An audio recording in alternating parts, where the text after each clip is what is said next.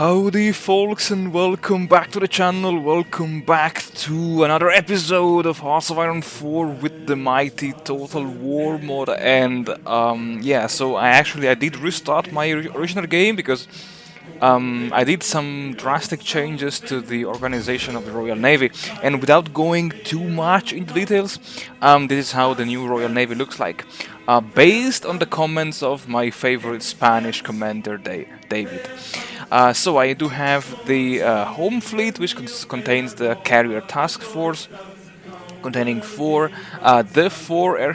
aircraft carriers, 16 light cruisers, and 40 destroyers, just to provide some good escort. Then I do have the battleship task force, consisting of three task forces, each one having the battleship, one battle cruiser, four heavy cruisers, six light cruisers, and 15 destroyers. I think I will just pump up the number of destroyers at least to have, I think, 30. Or maybe even 40. I don't know. I have to see. I have to see. Then I have my submarines. Ideally, I want to have 10 of 6 units here. I do have the escort fleet, each consisting of one escort carrier, 2 heavy cruisers, and 17 destroyers. And I also assigned this guy because this guy has the screening efficiency plus 10%. I didn't see him last time, so it's good that I did spend some time in checking for the appropriate commanders. Sorry, admirals. Oh my god. And yeah, so in reserve I still have this mine layer, the only mine layer. I may have a fleet in the escort fleet here. I don't know, maybe I don't know. Yeah, and I do have a bunch of destroyers that I'm waiting to be completed. And yeah, so that's it for this introduction. I will let you guys to the video, which will cover the progress of 1936. And as it always happens, you know, whenever you are starting a new campaign, the early years are always the most boring ones because there is no big action going on. Yet the early years are the ones that I think, will dictate, let's say, whether you will suffer a humiliating defeat by the hand of the AI, or whether you will manage to survive until the end, because these are the years of the road to war, as the good old 1936 scenario was called, or is called in the vanilla game.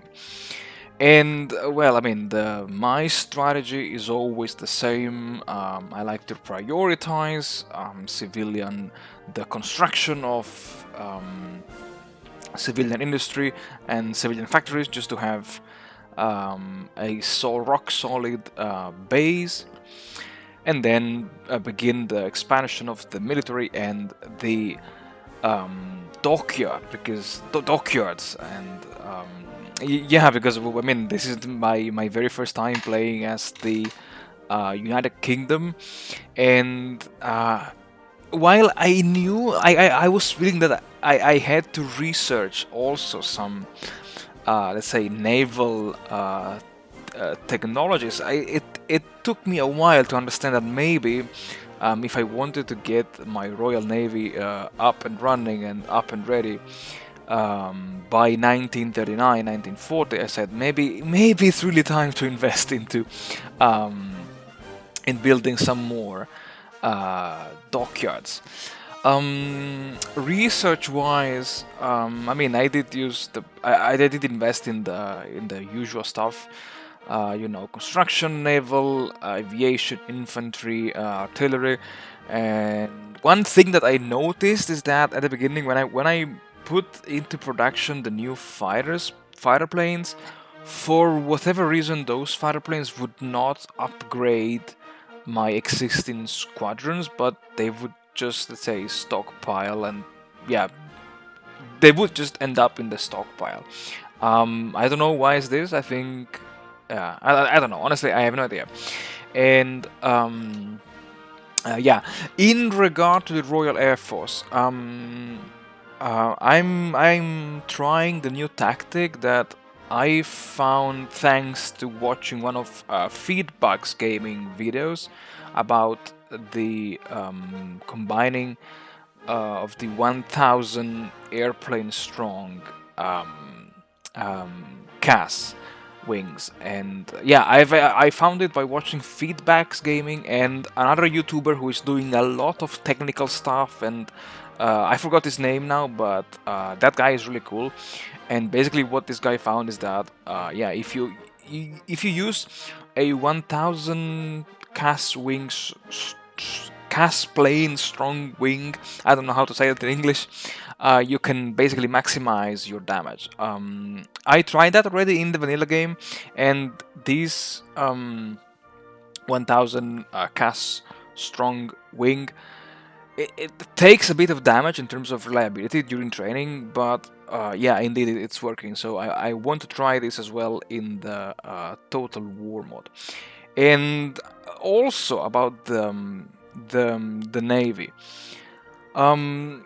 So while I do have experience, a bit of experience in reorganizing the navies, in handling the navies, and mixing fleets here and there, honestly, I do not have that much of experience in, let's say, in designing specific ships. Like, I have my idea.